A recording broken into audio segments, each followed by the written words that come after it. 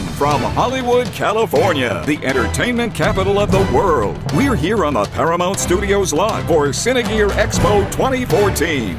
This is Cinema 5D on the Couch, presented by G Technology, Rode Microphones, Vitech Videocom, Post Magazine, and Owls Media. This is your host, Nino Leitner. Hi, welcome to Season 2 of Cinema 5D on the Couch, this time from Hollywood, Los Angeles, California at Cinegear 2014. And I'm happy to welcome Tom Guilmette and Chris Bella from Kessler Crane. Hi guys. Hey, cool. So, Cinegear, is it your first time here, or, are you a seasoned veteran of Cinegear? Well, you've been here a few times, right? 2009, I think was the first time I came out.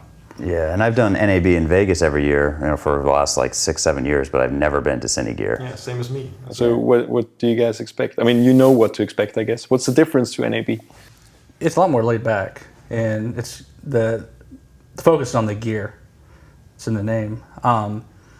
You have a lot more time that you can spend with people that stop by, and it's people that are actually interested in the gear. They're coming by to check it out. So. Whereas NAB is just kind of everybody's looking at everything. At Cinegear, it really is about the gear, and they're spending a lot of time looking at it. So yeah. It's a different group of people too, I think, because these are a lot more like Hollywood film types, as opposed to maybe the wedding photographer and that sort of market that you get at NAB. So I think there will be a slightly different group of people, and I'm looking forward to speaking with all of them. And minus all the broadcast stuff, I guess, right? Yeah. So it's more our demographic, hopefully. Yeah, let's see. That's what I'm hoping as well. So you've been shooting quite a bit for Kessler lately, right? What's the project you just came from? Well, I shot sports for 13 years, and I kind of wanted to change things up in the broadcast world and work in more small teams and do more film type work and documentary work. And so I've been working with Eric Kessler and his team of guys and girls, and we just came off of a boating promotional video for Nightingale Charters. I basically got to hang out on a 56-foot Hatteras 1984 motor yacht for the last 12 days. With a bunch of the Kessler people, and using Red Epic and a bunch of grip gear and jibs and sliders and Unidrive to shoot Timelapse. Yeah, we covered that boat inside and out in the area that it's docked in. How does a jib on the boat work? I mean, this is like seasick times 2, right? That's a good one. Well, Eric really wanted to put a 12-foot KC, Kessler crane on a chase boat. And we had a Movi, so we threw the Movi on the end of that. Oh. And just having that arm actually stabilizes it quite a bit, plus the Movi. So we got some amazing looking stuff at sunset. Now, we kept the actual 56-foot yacht in the harbor quite a bit, because if you go out on the lake and there's big rollers like 2 and 3 footers, that will definitely mess up a jib shot, and it puts everybody at risk as well for safety.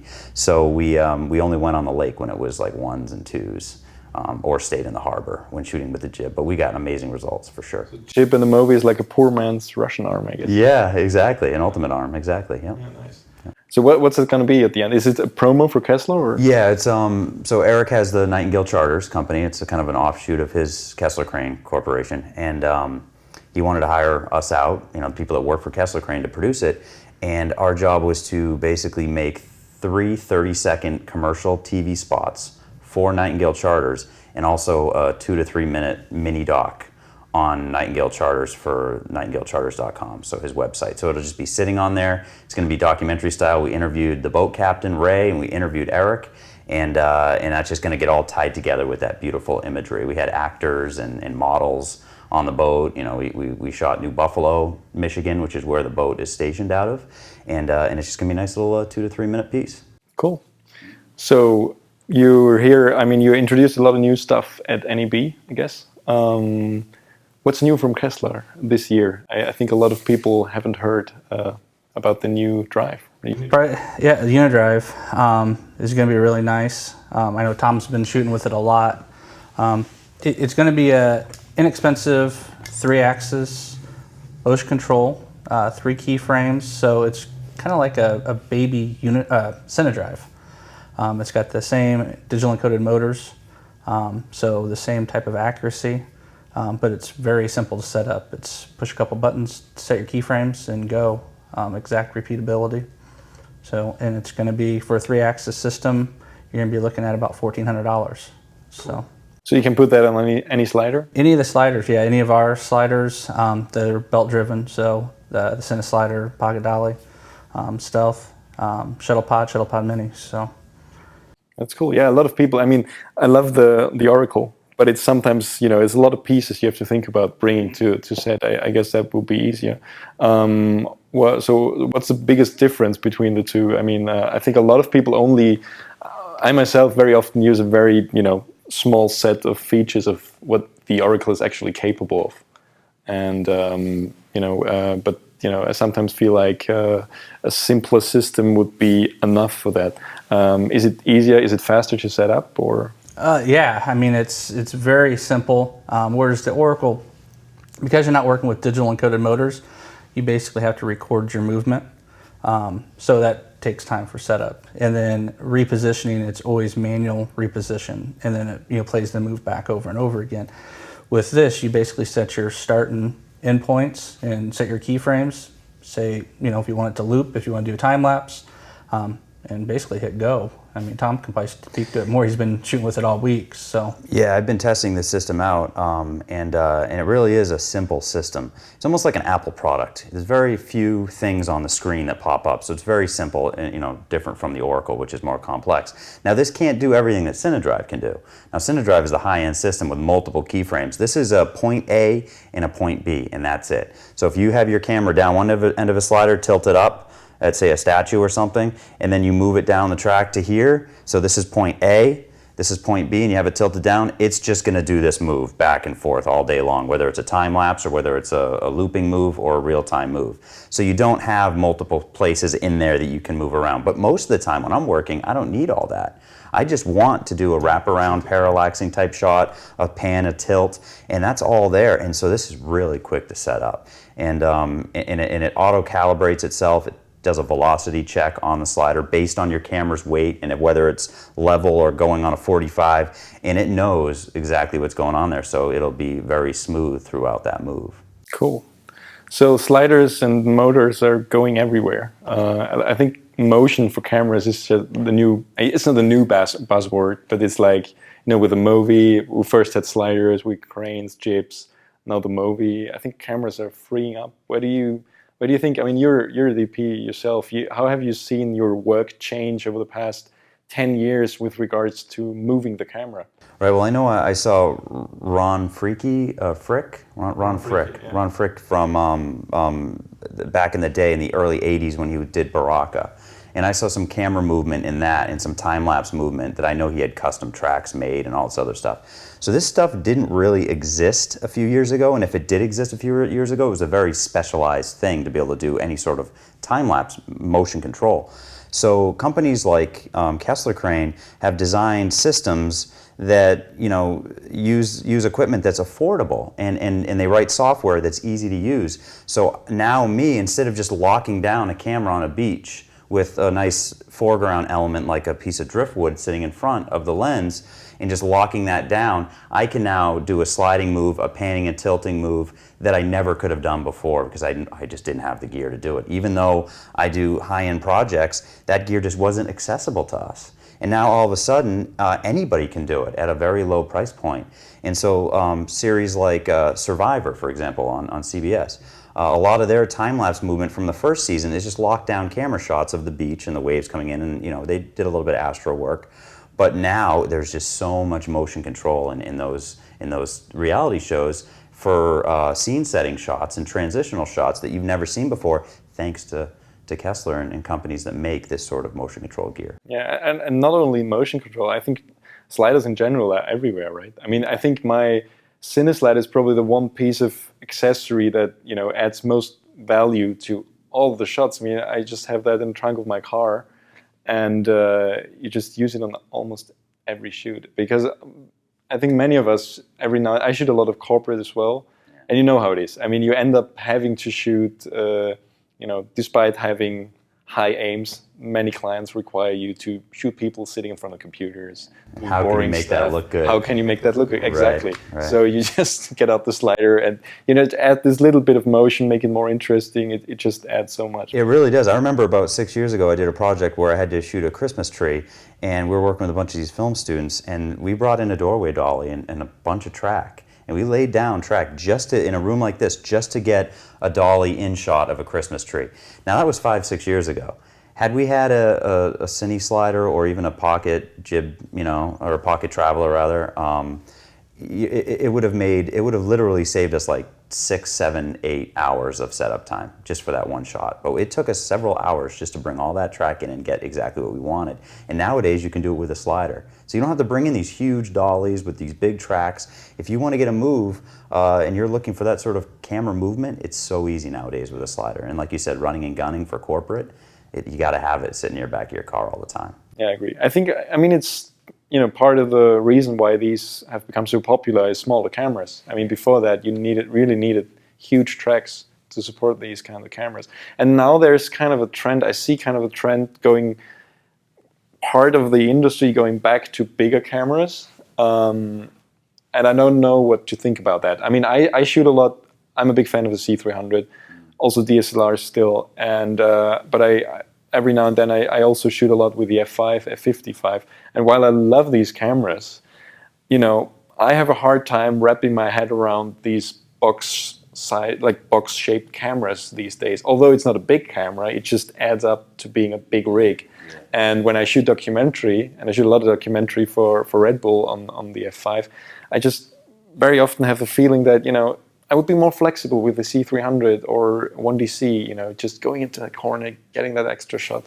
I don't know what you think about that. You shot a lot of EB, right? Yeah, and a lot of with really big cameras. Yeah, I came from outside broadcast where we had remotes and we had all full-size shoulder rigs, and then we had those huge pedestal mount we call them hard cameras with the big lenses. Now, obviously that's on a tripod, so we're swinging that thing around with the big lens. That's one thing. But when that stays in one place. Shoulder rigs, big, like I own a Sony F800 rather, and an F55, but the F800 is just a news camera. It's an ENG camera. With a wide-angle lens on that, it's a joy to shoot with. I love it because I have that weight on my shoulder. The pictures look amazing shooting handheld, and when you snap it into a tripod and you start shooting and do those slow moves, you have so much weight in that system that no little vibration shows up. So that's what I personally love about it. But what I don't like about it is hiking with it, pulling it out of my car, flying with it, trying to get it into an overhead in an airplane. I don't like any of that. I do like the fact that most of the time the depth of field is deep. It's not shallow. I don't always shoot shallow depth of field, especially working sports. I really do like to be able to cover the action and be able to keep stuff in focus, especially when it's fast and the light is low in stadiums. I come from that background of having big cameras, so traveling with a small camera is just so foreign to me. I'm not used to it. But it's a joy when you get to use it. But whenever I think of small cameras, I think of rolling shutter issues, I think of latitude issues, I think of multiple lens changes. I just think of all that. So I come from a whole world where, I have a super telephoto like, probably like a 7.6 by 23 for my main ENG lens, and then a 4.5 to 13 by for my wide angle, and those are my two lenses, and that's it, and a matte box and some filters, and that's what I travel with along with that F800. So when I shoot with DSLR, by the time I get it all kitted out with all the lenses I have to bring, matte boxes and everything else, and battery packs to keep it going, it starts adding up. It starts becoming a big camera. And now it becomes an unwieldy big camera because the stuff is hanging off and you're using a rig that has a big weight on the back to go handheld. And personally, I love the shoulder rig, one-piece shoulder rig. Yeah, I agree. Have you used the Amira? Yeah.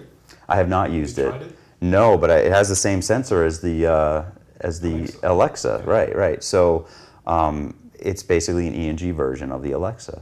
Yeah, the nice thing, it really sits nicely on the shoulder. Yeah. I mean, it's one of these things, you take it out, you put on the viewfinder, and you're good to go.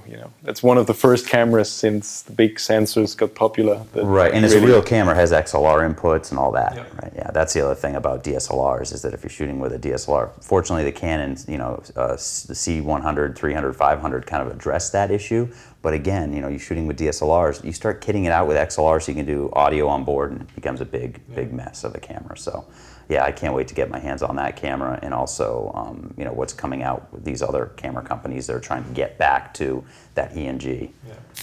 So, I mean, job-wise, did you see your jobs shift from the, F800 type small chip jobs over the past few years to large? I did, because it's like buzzwords. It's like clients hear about stuff and see stuff, and they don't necessarily know what the right camera is to use. So half the time they're like, we want the C100, we want the C500, we want this, we want that. I'm like, guys, it's like I have, an F800, and that would be perfect for this job. It can't do the off speed that you want. So we're going to use the F55 for all the 240 frame per second stuff that you want. In some of the sit-down interviews, you want some shallow depth of field. I can do that with the F800, but it's easier and it will look better with a large sensor camera like the F55. So it's all about talking to your client and understanding what they want the shots to look like. And also, you as a DP, you're going to be running around with that kit all day long, whether it's, in my case, I shot this project in a prison. And the last thing I want is all this stuff hanging off of me and having to plug stuff in. I just wanted that F800 on my shoulder when I was going in there working in that prison, because I wanted to be streamlined. Yeah. And that's what was a very, very big consideration. We're moving around in this high security facility, and I just didn't want to have all these pieces. So, so it totally matters on your job and your client for what type of camera gear you're going to use. And I totally discuss that with them beforehand, because they hear it's the buzzword thing. They hear about the new camera and they want to use it on a production, not knowing anything about it from a DP or whether it makes sense or not. Or if it makes sense, yeah. Yeah. I mean, I agree.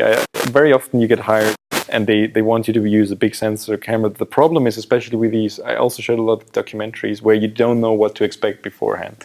So you just come into a place and then, there's not, the zoom range is big problem, I think. I mean, usually there's so few lenses that really fit that perfect zoom range that you need for documentary. Right. For me, that starts at around 16, 17, 18 mil on 35 and goes to 120 or 200. Right. And there's really only a handful of lenses on the market that fulfill that. I mean, there's a new Canon now, which is Yeah, but even those lenses, they're for large sensor cameras, so you're getting that compromise. I've done a lot of things with TV zoom lenses, like 2/3 inch glass, and mounted them with Super 16 PL to B4 adapters, and got away with some crazy stuff using those lenses. Because now you have an ENG lens on the front of an F55 that has a zoom range, in the 35 millimeter world of, I don't know, like 16 to 450 millimeter or something like that when you look at it, and you have a crazy zoom range. But the problem is it's designed for 2/3 inch sensors. So once you run it through all those adapters and it's sticking out on the camera, it softens the image a little bit. It knocks down a few stops of light sensitivity for the amount of light that can get through that lens. But as a documentary filmmaker, being able to zoom in and pick off shots and cover something that's 2 miles away without having to change lenses, as a broadcast guy, I think the resolution can suffer a little bit and get a little bit soft. Yeah. Personally, that's what I think. A lot of this stuff ends up on broadcast TV, and if it was being projected on a huge IMAX screen or it was going to be on a very large cinema screen, I would never do that. But when it's broadcast TV or the web, I sometimes will do that Super 16 to PL adapter and put a TV zoom lens on those cameras, just to get that range. So we talked about moving the camera a little bit. I think Kessler has been on a big, you had a ride over the past few years. You've been really successful with all your products. You're expanding, and I'm sure you're tapping into new markets. Is there anything where you see clients, being particularly interested in having more? Is the motion time-lapse boom over, or is it really only starting for the mainstream, or what do you think? Well, I mean, it's not just motion time-lapse. I mean, it's visual effects and motion control in general. I think Tom was talking about it earlier. There's never been real affordable systems to where you can actually get into higher-end visual effects, and that's kind of the area that we've been working with CineDrive, is trying to really tap into that market and give people a tool that's affordable, so it doesn't have to be, the large production companies, that specialize just in that. Pretty much anybody can start, getting involved with that in that market. So, That's really been, over the last couple of years is really working on the motion control industry and that aspect, that market. I'm really surprised that we're all very busy on Vimeo. We all test stuff. We put stuff online because we are interested in that kind of stuff. And I'm always surprised that like the mainstream productions, they always like 2 or 3 years behind. Suddenly you get hired for time-lapse stuff now. That was which was like the big thing for us maybe a few years ago, and we already think, well, that's like old school. But now they get into it, and you see it in TV shows like House of Cards. The opening, the whole intro is just time lapse. I think we would not have seen something like that 5 years ago. Not only because it wasn't that easy to achieve, but simply because the producers didn't have it on their minds. Right. I sometimes find it hard, when I think something is, for me it's like old school, then clients call me up for exactly that kind of stuff because for them it's new. I don't know how you see that, but it's even here. I mean, I guess it's similar here. I mean, I'm sure people in Hollywood are more on the edge than the rest of the world with technology, but still, I mean, you talk to a lot of like old-fashioned DPs who like shoot all the time. They often don't know the latest gear, and they don't need to know it. But they just get into it like years after we hear of it. So you think like you were very early on the market with all that kind of stuff, like affordable motion control, time-lapse stuff. Is it still an expanding market, or is it slowing down? It seems like it. I mean, it seems to be very popular, and I think as more and more people find out that they can do it and they can afford to do it, the market just continues to grow, which makes it an interesting market, for filmmakers like yourself, I'm sure, because there's always people that were there first, and now it'd be interesting, to see what your thoughts are on that. I mean, it seems like there's more and more people getting into the game now too. Well, one of the big secrets to separate me from other people that I've found over the years is you have to stay on the top of that technology wave. Because if you basically get buried by that wave and you can't pay attention to what's going on, you're not going to separate yourself from the other 6 million camera guys out there. And I found it to be the case now more so than ever before, because when I first started back in when I was in college, which is even like 96 back in there, we had a lot of television networks. It's not like I'm back when we had like 4 television networks, PBS, CBS, ABC, and NBC. I wasn't back then, but back when I first started, there weren't a lot of television people around because the equipment, to actually have TV equipment that was broadcast quality, was unattainable. It was $60,000, $70,000 for a piece of equipment that would be allowed to be put on television, that footage. So that was like mid-90s, early 90s, and late 90s. And now all of a sudden, you have GoPro cameras that are $400 that look spectacular. Like the 3 Plus looks amazing. It's sharp, it looks good in low light, it's being mounted to drones. It's an amazing camera rig. So now for $400, you can have a camera that is literally standing up against a F900 high definition camcorder from back in the late 90s that cost like $100,000. And even today, an XD cam or even a high-end digital cinema camera, these cameras are being cut right alongside those in many, many broadcasts and on TV and the web, and you can barely tell the difference. So the playing field has been completely leveled for anybody to get in on it. So the only way to put yourself ahead of everybody else is to just continue it, to make sure it's not a job, it's a passion, and to make sure that you are on top of the new technology. And when that drone thing comes around, you should be out there flying, because that's something you should have in the back of your car along with that Kessler slider, because you need that not only to help tell your story, but to put you ahead of everybody else. Yeah, there are definitely a lot of people in our industry who, from the old days, who don't get that. And they just long for those times when they could just, hire that Digibeta or BetaSP camera and just shoot the same thing over and over again in the same way they always did. It's like, they are like construction workers. They expect the same thing to be at every job. But I think architecture changes. There's creative architects out there that are asking people to bend metal and spirals and stuff. For us it's probably easier because we grew up with a constant change. I started shooting when my first stuff was shot on VHS cameras, and then High 8, and then what was it called, the G8 or whatever? Or it's like it was High 8. Super 8. So, no, not the film stuff. I started with the High 8. That was High 8, yeah. High 8, and then Mini DV. Yeah. My first And then HDV. proper camera that I bought was a DVX 100A. Yeah. I remember one guy, he ended up buying a DVC Pro tape-based camera, actually cassette tapes. And he bought the camera like a year before I bought my XD cam, my F800. I remember saying to him, it's like, tape. I go, it's like, you have a car CD player, you put the CD in, you're not using tapes in cars anymore. I said, there is something to be said about using tape for archival purposes, maybe back in the day when we were doing this, but nowadays it's like for just bringing in files and stuff. I go, how can you be spinning tape on reels anymore? You just can't be doing that. Oh, I can put an external recorder and record to a hard drive. Well, why don't you just, buy the camera that you should be buying instead of just buying a Panasonic DVC Pro HD camera? So I ended up going with like an F800, knowing that the optical disc, which is what I personally like, is cheap. It's like $25 or $50 a disc, depending. And it can be put on a shelf. But also, you can put it in a drive and just capture files faster than real time, digitally, across that wire into your computer. And that was the key for me, was going with that format.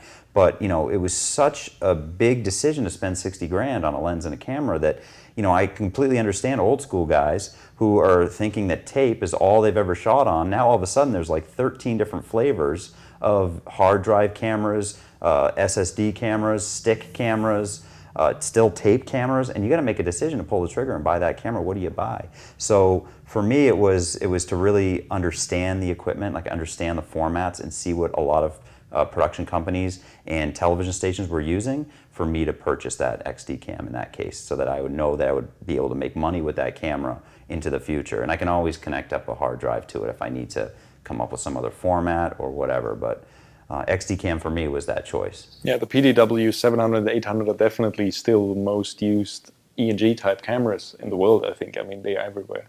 But still, I mean, Sony decided to discontinue the disc format, so there's not going to be any successes to these cameras. Exactly, and I knew something like that could happen, but I'll tell you what, no one is shooting videotape anymore, that's for sure. But you're right, like S/S cards are the way of the future. What is it, P2 for Panasonic? I'm pretty sure that's still fairly mainstream. But a lot of, I know Sony with the newer cameras will have an alongside, they'll actually have the slots for S/S and for optical, so they have both for now. But you're right, they're slowly transitioning to memory stick type cameras. But that's only because memory stick type cameras, those sticks, that memory is becoming cheaper. I mean, it was ridiculously expensive when I first got into the cameras. I mean, just being able to buy $25 25 gig XD cam disc, or a $50 50 gig XD cam disc, or spend $1,800 on an 80 gigabyte S/S card at the time. I'm like, that was a no-brainer for me at the time But getting rid of those mechanical parts within the cameras, meaning either the spinning disc or the tape, means that manufacturers were able to make smaller cameras, and that's what really spurred this whole DSLR revolution and everything that came after it, I think. Yeah. So I think there's no real future for it, but the archival question is still unresolved. I agree. And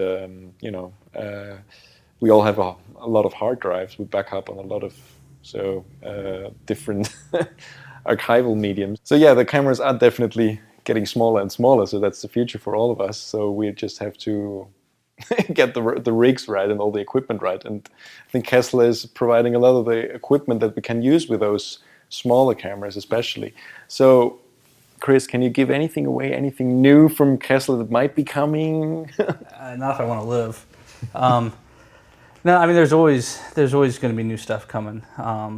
Eric's always thinking of new ideas. Our engineers are always working on new ideas. There's a whiteboard in the engineering office where once they get ideas, it gets added to it as something to go down and try to address when we have time. But yeah, I mean, I don't think, Tom mentioned it before when him and I were talking, Eric never sleeps. Yeah, so, he's always looking for the next thing. He's not ever satisfied. Like, as soon as Unidrive is done, he's got to have the next thing. And I said, well, why can't you just stop and just retire on this? Duo drive, right? maybe. No, I mean, this is awesome. This is like solving a lot of problems. It's all in one. Why can't you just say, okay, I'm done. I'm just going to retire and relax and sit on the beach and drink gin and tonic? He's just 35, right? I mean, I know, but the thing about Eric Kessler is he always needs that stimulus of the next thing. So he's like different than me, and I think maybe even different than you, where his brain is just constantly going so fast, and he's only way to kind of scratch that itch is to produce a new product. Produce something that kind of changes the game, right? And that's what he does all the time, and that's why it's so cool to actually. His hang satisfaction is when he sees people happy and able to perform something maybe they weren't able to do. You know, that's motion control. It was hard for people to be able to do it, and we all do. I mean, all of us at Kessler. He wrapped his head around the problem and found a solution. Right. For all of us, yeah. So that's what he's always. Everybody's looking at is trying to find, see what you guys and gals as filmmakers need and give you guys tools that you're wanting and needing. Mm-hmm. So we're eager to see what comes next. Probably NAB 2015, I guess. You always have to have something at NAB. Yeah. NAB is the big one, yeah. I hope Eric will finally make it to IBC, by the way, in Europe. So he never was there, I think. No, neither one of us have been over there. Possibly Photokina this year. But. Yeah, cool. So hopefully we can do the same thing there again. Thanks, guys, for coming. Thanks for having me. And have fun at Cinegear. We'll see you on the Paramount Studios lot. Thanks. So that was another episode of Cinema 5D on the couch. We thank all our sponsors. First of all, G Technology, who helped us with getting this enormous green space here, and a lot of other stuff. Then Rode Microphones, Vitek Videocom, Post Magazine, and Owls Media. Thanks for watching and see you next time.